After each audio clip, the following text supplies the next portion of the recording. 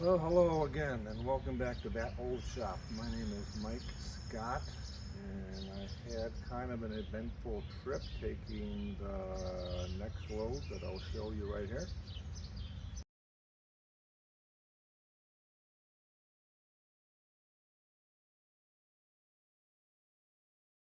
I took that load down, and about 2/3 of the way down, I got some gas at a gas station.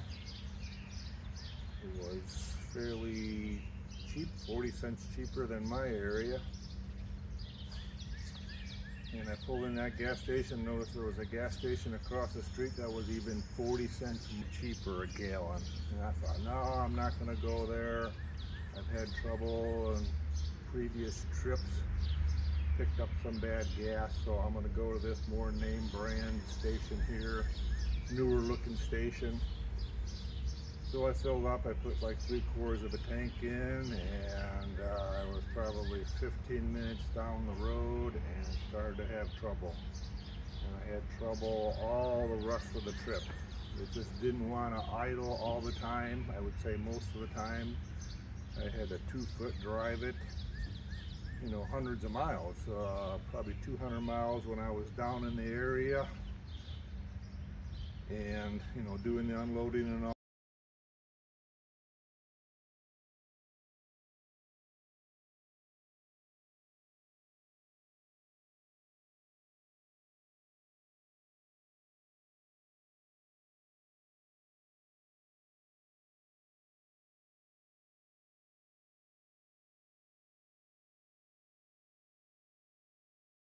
All that, looking at some properties, and then 600 miles back. Fortunately, a lot of that was highway miles, but when I did go through a town, a small town, I had several stops along the way. Had the 2-foot drive it, and sometimes it killed, middle of an intersection or by an intersection before I went through it. I had some other issues along the way, and I'll explain those as I'm going along through the video here. But right now I'm going to change the fuel filter. Hopefully that solves my issues. It's not more of a serious problem that just coincidentally developed after getting that tank of gas. Hopefully it's the tank of gas. Put a lot of crud in my tank, in my fuel system, and the fuel filter is kind of clogged right now. That's my hope.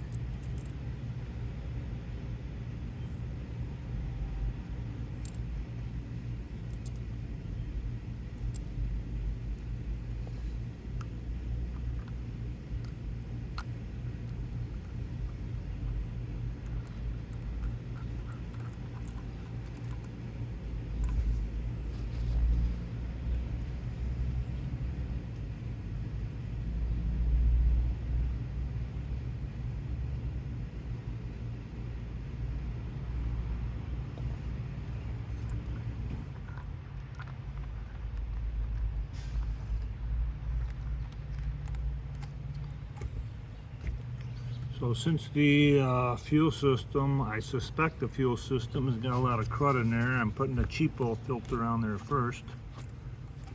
And then when I get it running a little better, get some of that crud filtered out of there, then I'm going to put a K&N back on there. That's what I usually run.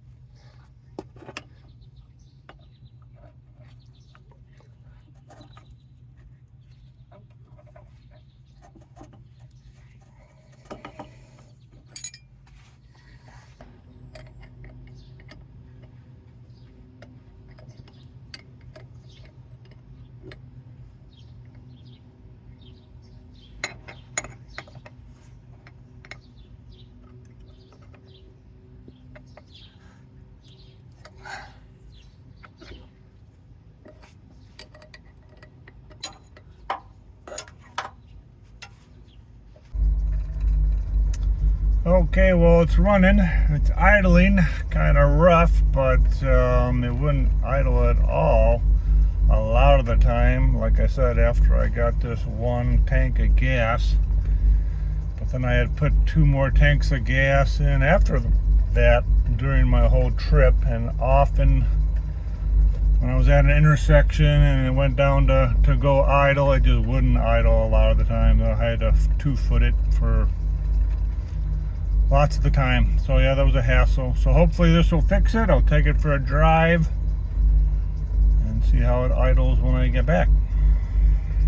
Okay, so the next issue I had on this trip was spare tire carriers. I had to modify these, put a positive stop plate on there so when the bolt from the bottom is coming up, it'd be squishing on the stake pocket. Before, it was just an angle. You can see that in the camera, this angle here, it's pressing out on the stake pocket. That might be okay if you got a rub rail on your trailer that wraps around the stake pockets, but mine doesn't have that. So I looked at my side view mirror one time and this was kind of bouncing around. So I pulled over on the side of the road, and yes, this one was loose, so I tightened it up from the bottom. There's a welded on nut down here that this threads into, and I double nutted it, put another nut on top. Went around and checked the other 2. There was one here, and the tow vehicle spare is up there. So those were good and tight already. I checked them. Went on down the road, probably another 100, 150 miles, pulled in to get some gas, and lo and behold, this spare tire was completely gone. The carrier was gone, the spare was gone, so that was about at least a good $200 that I lost there. hopefully nobody got hurt. I have a feeling after I continued on my trip, I have a feeling that I was in a residential area that I was cruising around because of some one-way streets. I was trying to get into this one particular gas station that looked like it had cheaper gas prices anyway, because it was a newer station, and so newer stations, they tend to have lower prices for a while. So I pulled in there and noticed my spare was gone. So I think I had lost it kind of on some residential streets, because going down the highway, I was keeping a pretty good eye on the trailer all the time, because I was keeping an eye on if anybody was behind me, if I was going too slow or somebody was coming up really fast. I was always looking out for that, so I always had the spares in my side view mirror. That's why I noticed this one when it was loose. So I totally lost that. So that was disappointing. So at another point in my trip early on, before losing the spare, I was going through a small town and went over some rough railroad tracks. And of course the trailer makes a lot of noise going over the railroad tracks, but it was making a lot of noise this time, and I felt something hitting me. So I pull over to the side, and sure as shooting, I had not closed the coupler and put the pin in before I had left to come back home. So I was really mad at myself there. The trailer had skidded underneath the tow vehicle. The jack was actually stuck underneath the bumper, and it had actually bent the bumper out. I'll bring the camera over there in a minute, just so it's hot out there. I have the camera in the shade right now. If I take it out in the sun, it gets overheated and shuts down.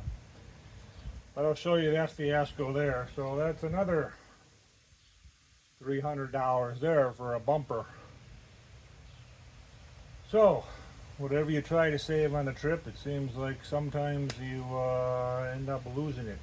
Not having your trailer hooked all the way up was my fault. Fortunately, the safety chains were on and were hefty enough that I didn't lose the trailer. I was only going maybe 5-6 miles an hour, because it was a rough set of railroad tracks, so I was going over them slow, but it was enough to pop the trailer off the ball. And of course what happens then is the trailer goes to the end of the safety chains, takes the safety chains to their full length, and then it comes swinging forward. And because I noticed what was going on, I heard what was going on, I put the brakes on the tow vehicle, and of course the trailer slams into and under the tow vehicle. So I'll take you over there and show you that now. You see this right here, the trailer jack was under the bumper and had got lodged and had pulled the bumper out right here, right next to my electrical connection. Fortunately, this is okay, other than the brackets that holds the socket, I guess you'd call it, onto the bumper. That's bent, but I can straighten that. But this bumper is it's pulled out there, and it's all tweaked out and tweaked down over here and tweaked up over here. Got a big kink in it. Actually ripped a hole in there, so I imagine it was getting kind of rusty from the underside and getting thin there. But yeah, always something. Here you can see how this is tweaked out. It's lower here, and it's twisted like this. So. But nothing got damaged on the trailer. I was surprised that the jack didn't get bent for what the jack went through. Being under there, the jack, and I had this plate on the bottom of the jack, so that slammed down onto the roadway. And fortunately, I have this plate on there, otherwise that jack would have got bent. It would have dug right into the road. So this plate actually slid across. There was some fine gravel on the edge of the road there, so that slid across that fine gravel didn't bend it. So I'm really happy about that anyway. I'm pretty mad at myself for not having this fully coupled and having the pin in there. I always double check it. This was one of those times that I said to myself, no, I'm not going to double check it. Every time I double check it, it's on there. I'm confident I hooked it up. I think what I did is I set the trailer on there, then I started putting the equalizer bars for the hitch on there, and then decided I don't really need them because it's an empty trailer. So then I took the bars off and I just did not close the coupler and put the pin in. So live and learn there. Expensive mistake. Getting back to the spare tire carriers, for now, for me, I'm just going to throw the spares in the trailer, or maybe I'll lash them down to the dovetail here using the stake pockets and carry on there, because my plan is to actually cut this stake pocket off and weld this carrier right onto the trailer there. That way I'll have this D-ring. I'll have this D-ring here that I can attach to. I'll do that on the two sides. I have two carriers left. I don't really use those stake pockets for my wood sides anyway, because they're on an angle because of the dovetail. So that's what I'll do. I'm gonna weld those right on there. I can't do that now till after we move, because my two welders that I own, I've already moved. So they're already down in the area that we've been considering moving to. So that's the issue there. Other than that, the trailer handled good. I replaced the bearings, the seals, adjusted the brakes. I didn't show you that in my last video. I wait till I got the tires on and then I adjusted the brakes. Performed just fine. I have Timken bearings in there now. They were Chinese from the manufacturer of the trailer. It has Lippert axles on it, so Lippert put Chinese bearings in there evidently. And those got wasted pretty early on. I got about 6,000 miles out of those. The winch cover up there, that is just a mat for a house. I got it turned upside down, so it's rubber side up. I used to put a big tarp that was all folded up, so it was real thick, and lashed it around there. So I was actually driving through some rain, and the winch is staying dry underneath there. So. And if you saw my video where I used some used motor oil to preserve the wood sides here, it was a nice brown when it gets put on, but after time it does turn to this kind of grayish black color, and I'm fine with that really. The ramps are a little bit greener color because they're treated wood. The sides, the wood sides, the 2x4 sides are not, they're hardwood Doug fir. Those are the more blackish gray color, where the ramps are treated material and they're kind of a green, and they'll be more of a silvery color as time goes by here. But that's the update on moving. That's the update on the spare tire carriers, the bolt situation.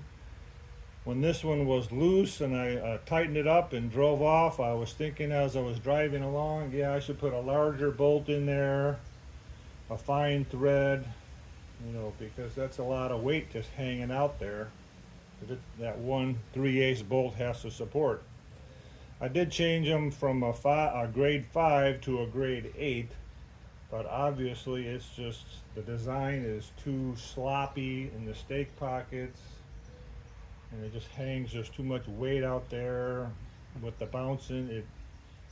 The tire goes back and forth and loosens up that bolt, even when I had it double nutted. So that's what I'm going to do, solidly weld them right onto the trailer. That way when they're back here, I'll have kind of something to grab onto. Kind of like a railing in a way. I'll be able to grab on this and step up, because this can get slippery even though it's diamond plate. When it's a little wet, or especially of course when there's ice on there, it'll be slippery, so those will always just be on there, and there'll be a little handrail for me to get up into the trailer. Well, that's it for now. Thanks a lot for watching. I appreciate you trying to be entertained by my goofs and my mistakes and my hard work. So I'll include some more pictures of what this move was like, and call it quits. Thanks for watching. Please like, share, and subscribe.